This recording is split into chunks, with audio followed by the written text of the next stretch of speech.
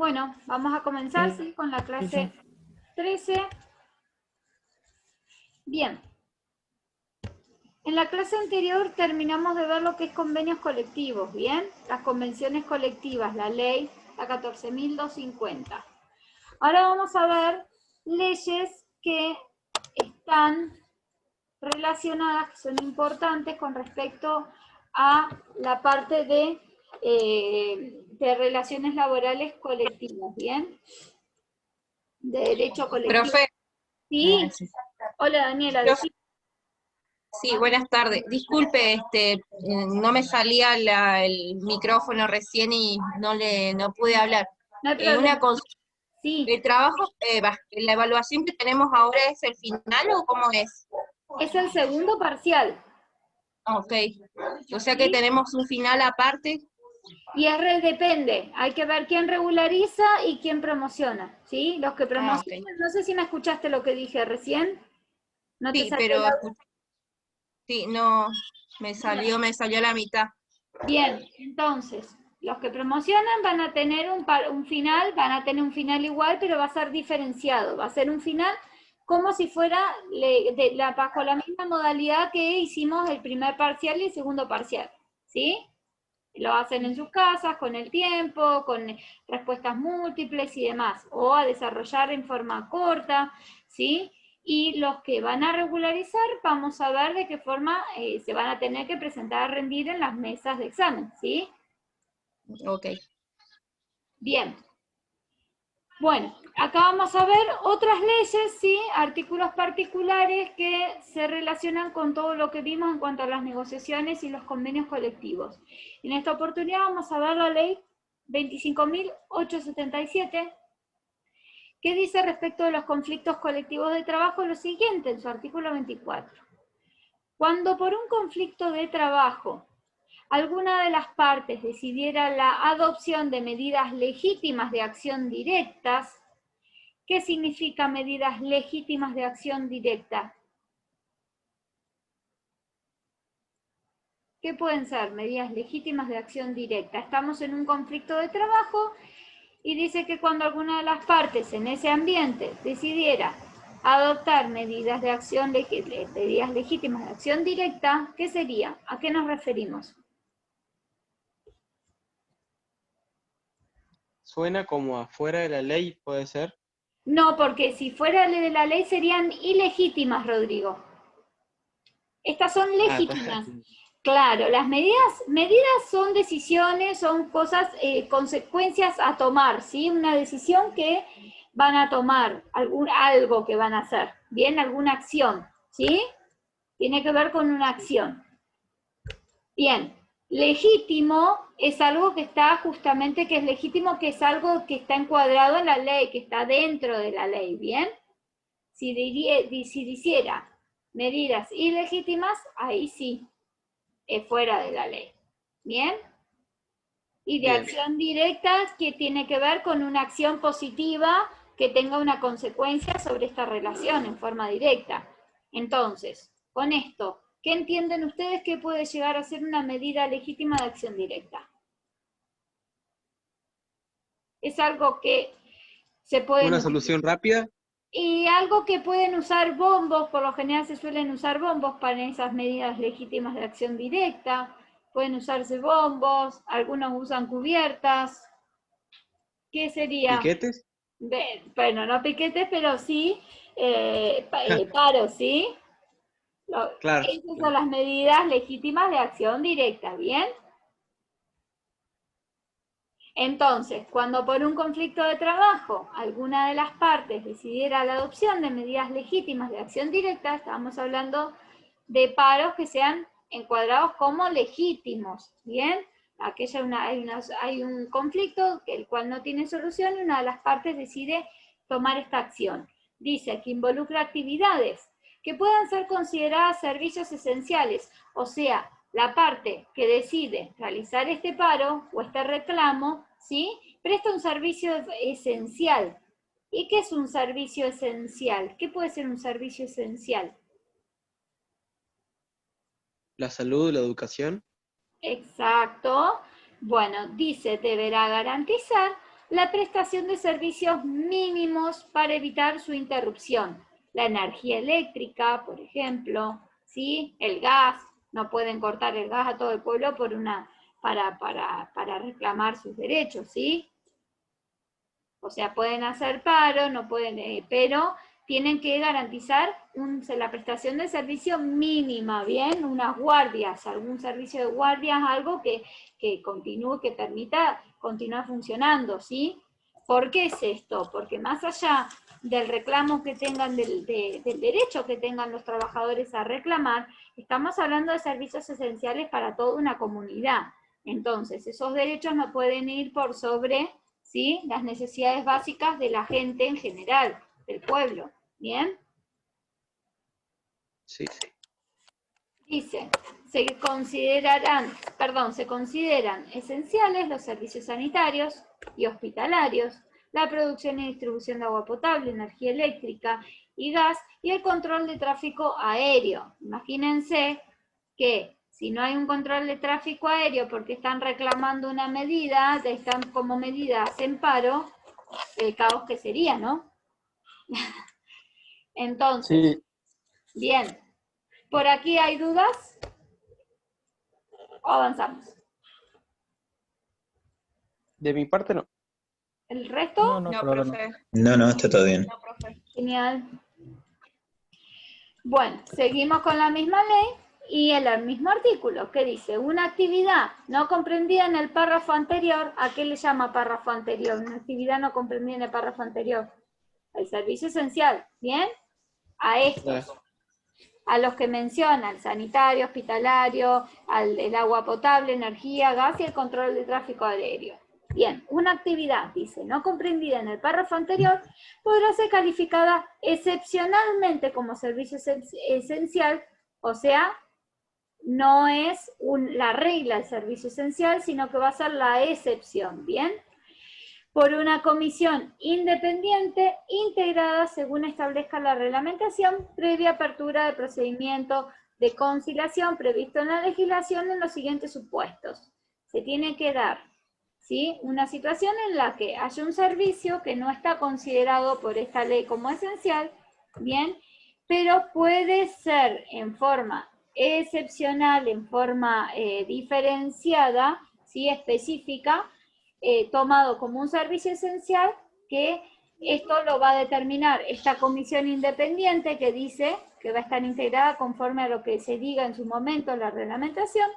¿Cuándo? ¿En qué casos?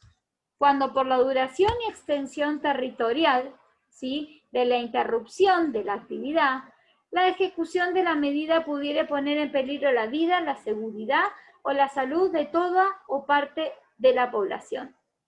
Entonces, en estos casos en que, ¿sí?, no hay un servicio de los que está establecido acá, pero que su corte, ¿sí?, implique poner en peligro la vida, la seguridad o la salud, por ejemplo,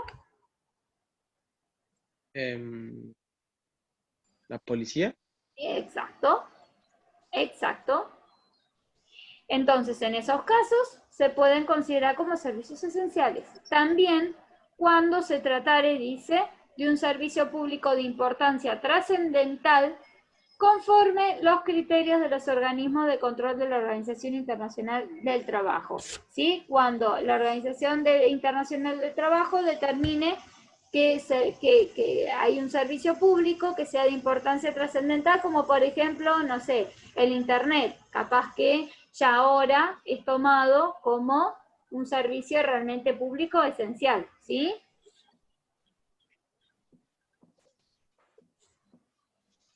Porque fíjense, si cortamos el Internet, cortamos todo, cortamos los cajeros, se cortan los supermercados, ¿sí?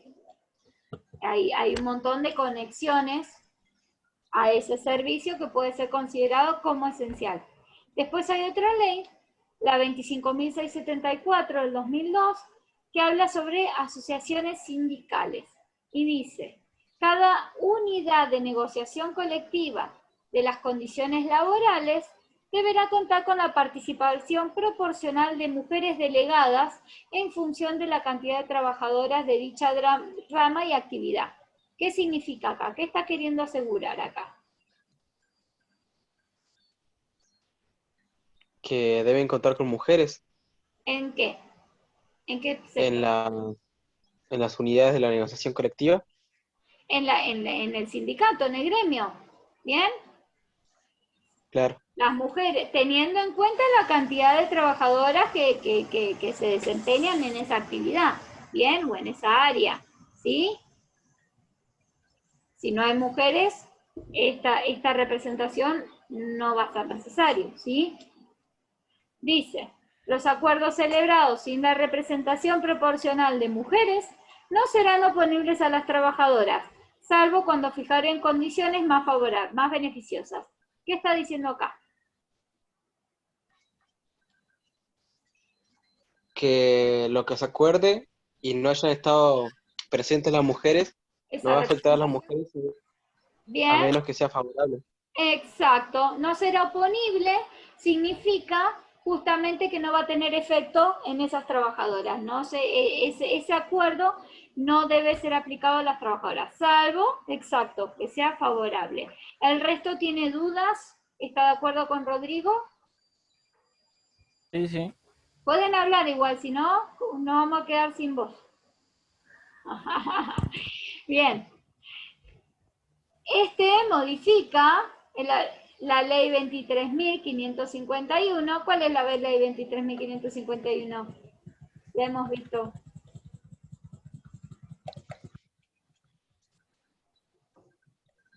Acá estaba. Bueno, lo habíamos mencionado, la ley 23.551. Espera, vamos de vuelta.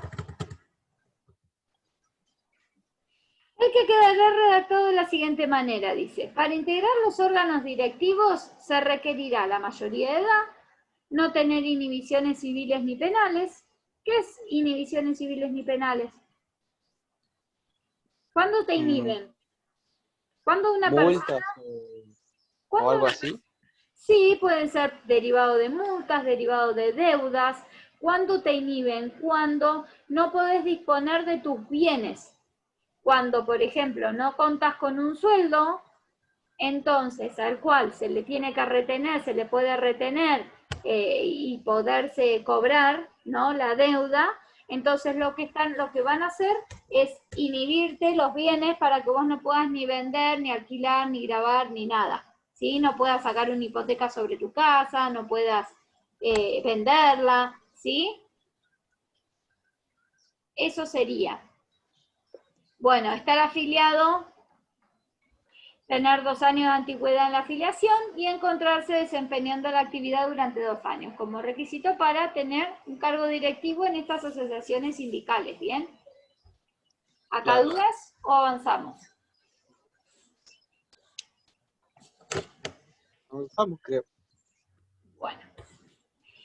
El 75% de los cargos directivos y representativos, dice, deberán ser desempeñados por ciudadanos argentinos, ¿sí? El titular del cargo de mayor jerarquía y su reemplazante estatutario deberán ser ciudadanos argentinos. Entonces, de los cargos directivos y representativos de estas asociaciones sindicales, tienen que ser la mayoría argentinos. ¿Bien? Las 3/4 partes tienen que ser argentinos. Y el representante, el titular, el presidente, la máxima cabeza tiene que ser argentino, esa persona y su reemplazante también. ¿Bien? Dice, la representación femenina en los cargos colectivos y representativos de las asociaciones sindicales será de un mínimo de 30%, cuando el número de mujeres alcance o supere ese porcentual sobre el total de los trabajadores. ¿Y esto qué quiere decir? ¿Quién me lo explica?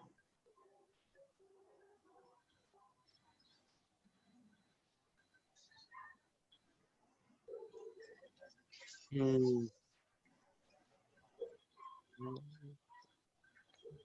Daniela, Iván, Mauro, mm, ¿ninguno?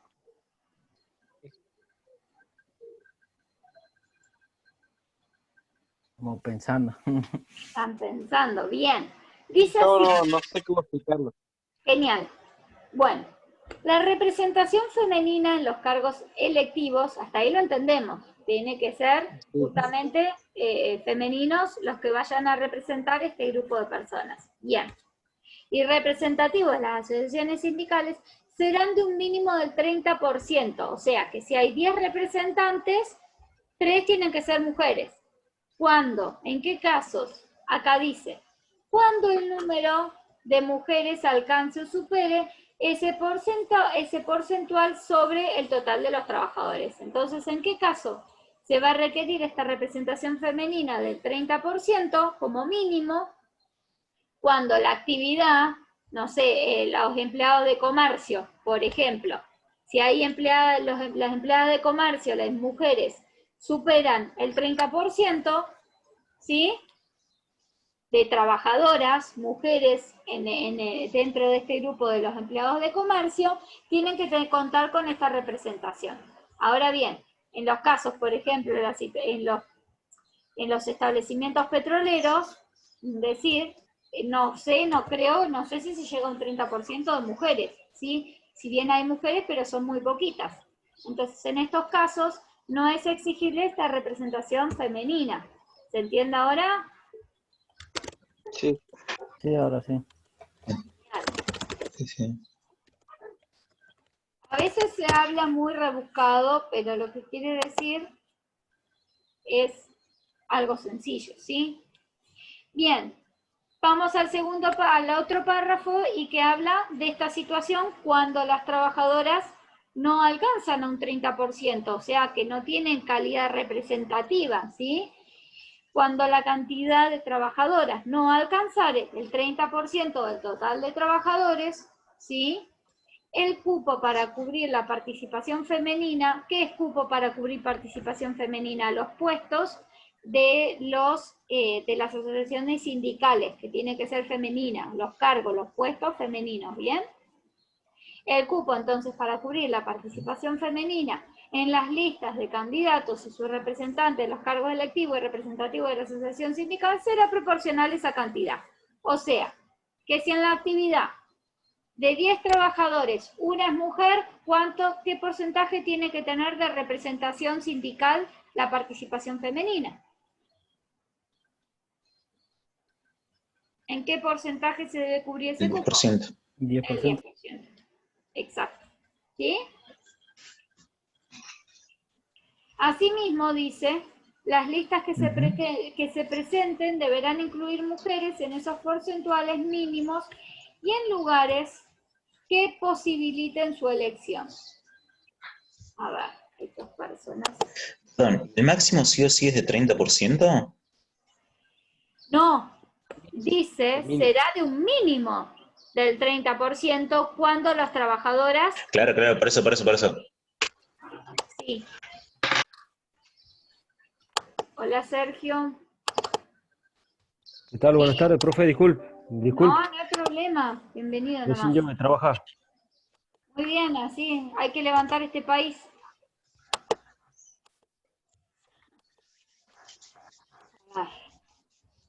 Bien. Entonces, como mínimo, dice, no como máximo, ¿bien? Tiene que ser equitativa. En conclusión, tiene que ser equitativa, ¿sí? La cantidad de trabajadoras que haya femeninas con la cantidad de representantes femeninos, ¿sí?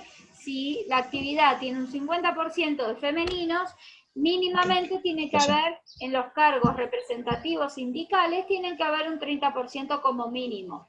Porque dice cuando el número de mujeres alcance o supere ese porcentaje del 30%, ¿bien? Dice, asimismo, las listas que se presenten, esto lo leímos, que tienen que incluir un porcentaje mínimo de femeninos en el caso que correspondiera, que se pueda hacer y haya personas femeninas que quieran ingresar, lo pueden hacer. Dice, no podrá oficializarse ninguna lista que no cumpla con los requisitos estipulados en este artículo. ¿Bien? Tiene que estar asegurada la participación femenina en las asociaciones civiles. Bien. Luego ¿Se acuerdan que vimos en las negociaciones colectivas que dijimos que cuando hay conflictos, ¿sí?, de parte que pueden recurrir, que sin perjuicio a regularse, regirse ese conflicto por esta ley que la mencionamos, ¿sí?, pueden apelar o recurrir a la mediación, conciliación y arbitraje? ¿Se acuerdan esa parte? Pueden someterse en forma voluntaria, ¿sí? Las partes pueden decidir. En el caso que no decidan, este conflicto tiene que regularse de esta forma y se van a dar cuenta que fíjense que es del año 59, obviamente tiene sus modificaciones, pero esta ley es viejita, ¿sí? Y encuadra lo que relativamente nosotros solemos escuchar. Y dice así: los conflictos de intereses, cuyo conocimiento sea de la competencia del Ministerio de Trabajo y Seguridad Social, se sustanciará conforme a las disposiciones de la presente ley. ¿Qué significa? Que se tiene que regir por esta ley todos los conflictos en los cuales tenga competencia el Ministerio de Trabajo y Seguridad Social. ¿Sí? Dice, Sí. suscitado un conflicto que no tenga solución entre las partes. ¿Qué es suscitado? ¿Cómo lo puedo Cuando ya ocurre. Exacto, ¿sí? Plantea un conflicto que ya no tenga solución entre las partes. Cualquiera de estas dice, cualquiera de estas, ¿quiénes? Las partes, ¿bien? Sí. Deberá, antes de recurrir a medidas de acción directa, ¿qué dijimos que eran las medidas de acción directa? Ah, me Los olvidé. paros o las protestas. Bombos, Ah, claro, el paro, sí. paro, Los exacto. paros o las ¿sí? protestas. Paros, retención de servicios, retiros en horarios de trabajo, que se retiren antes, ¿sí? Y demás, o trabajos de brazos caídos, ¿bien? Dice, antes de recurrir a esta acción, ¿qué tienen que hacer? Tienen que comunicar a la autoridad administrativa para formalizar los trámites de la instancia obligatoria de conciliación. O sea, hay un conflicto que las partes no pueden resolver. ¿Qué tiene que hacer una de las partes antes de tomar la decisión de ir al paro o de reclamar de esa forma? Comunicar al ministerio. Al ministerio tienen que comunicar, exacto. ¿Para qué? Para que de manera obligatoria se llame a conciliar. ¿Se acuerdan las conciliaciones obligatorias que se escucha frecuentemente? Largaron la conciliación obligatoria. ¿Lo han escuchado? Sí, profe. Sí. El paro petrolero, y de golpe dicen, bueno, no, alargaron la conciliación, tienen que volver a trabajar todos. Por eso, antes de recurrir a las medidas de acción, por eso se tienen que levantar todas las acciones, ¿sí? Justamente la misma palabra lo dice, es obligatoria esta conciliación, no es que si quieren las partes o no.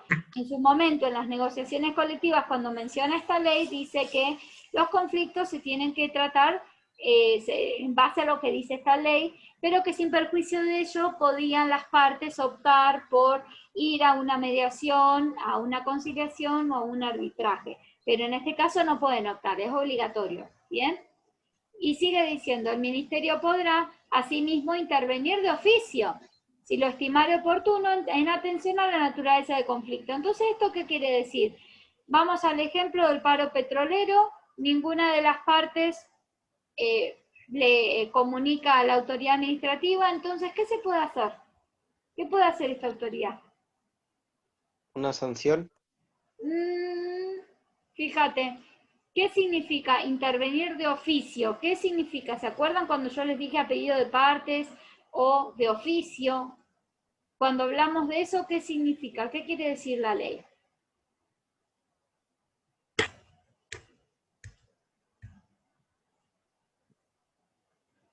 Sí, Celeste, ya hablé del parcial, pero no te preocupes, ahora lo volvemos, después de finalizar lo volvemos a charlar si quieres.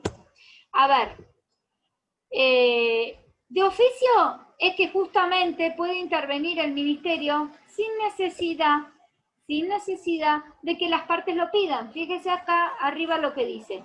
Cualquiera de estas, o sea, cualquiera de las partes, deberá recurrir antes de hacer una acción una medida de acción directa, comunicar a la autoridad administrativa. En el caso de que las partes no lo comunican, ¿sí?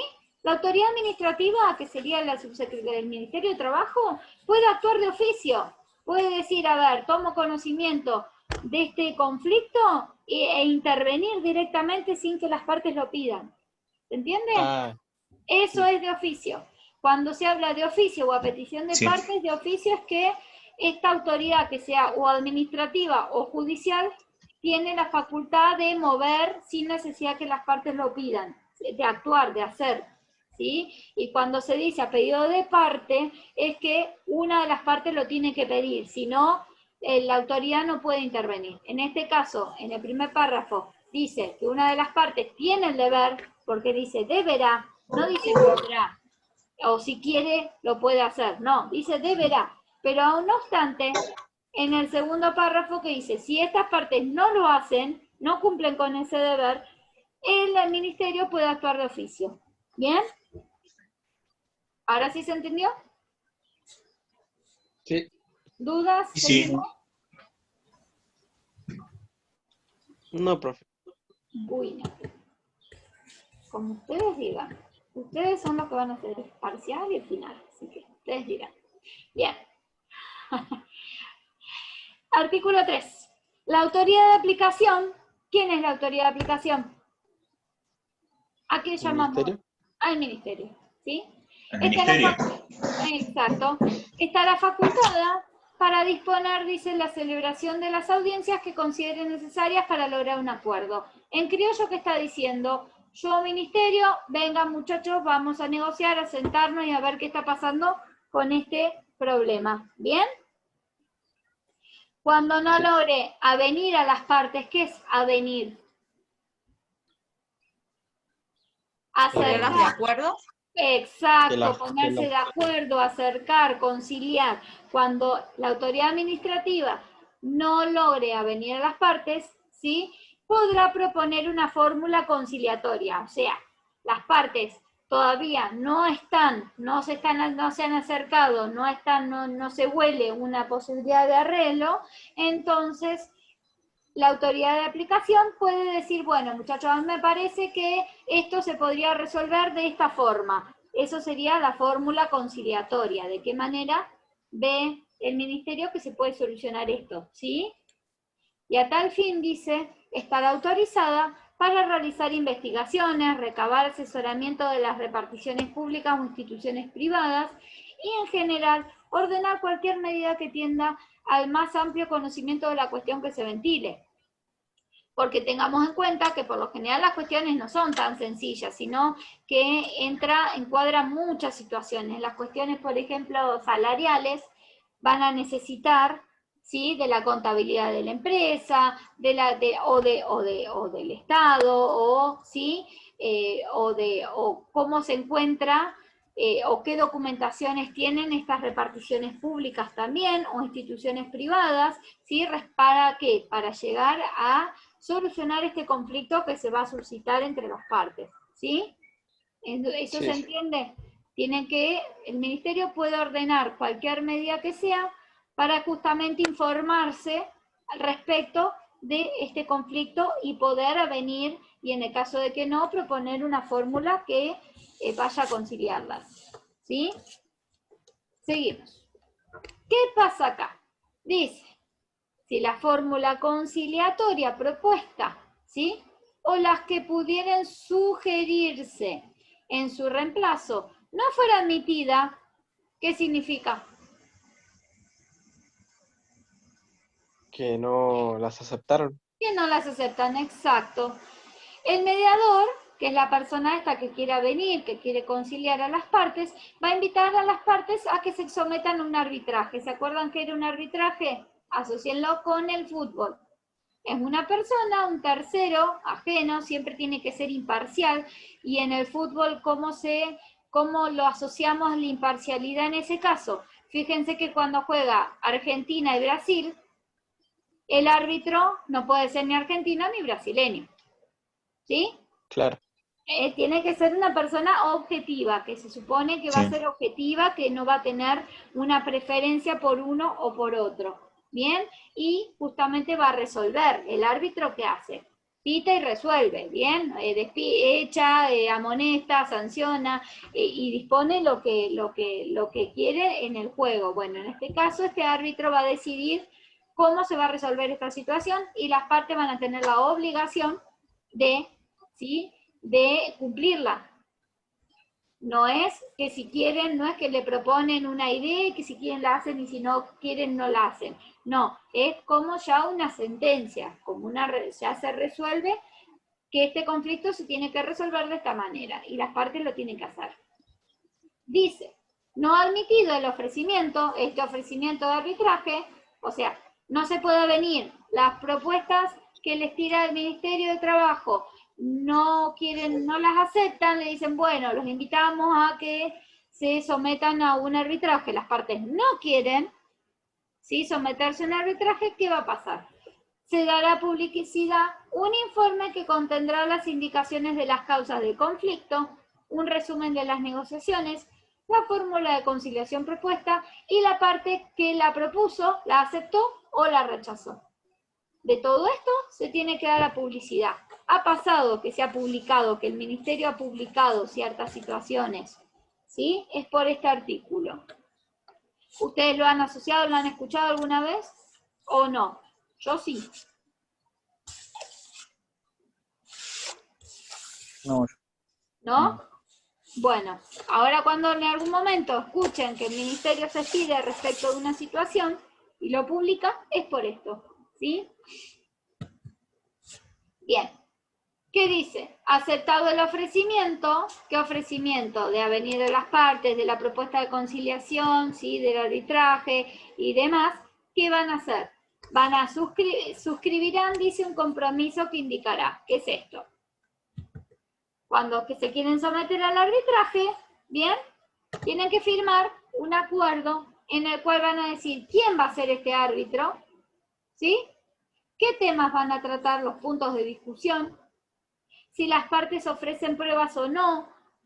¿Cuándo se ofrece prueba? Cuando yo quiero poner mi postura, yo digo mi postura, y yo esa postura, ¿sí?, se encuentra amparada justamente por estas, respaldada por esta prueba que yo tengo, ¿no?, informes de contabilidad, como les dije, en el caso de que me pidan un aumento del cual yo no puedo asumir, afrontar, bueno, que mejor respaldarlo con un informe de contabilidad donde me dice todos mis activos, todos mis pasivos y demás, ¿sí? Y en su caso, término de producción de las pruebas, en el caso de que ofrezcan este tipo de pruebas, ¿sí?, ¿cuándo las van a hacer? Y también el plazo el cual va a expedir este árbitro. Todo esto para resolver el conflicto. ¿Y qué dice? El árbitro tendrá amplias facultades para efectuar las investigaciones que fueran necesarias para la mejor dilucidación de la cuestión planteada. ¿Qué significa esto? Que puede investigar si es necesario para resolver el problema.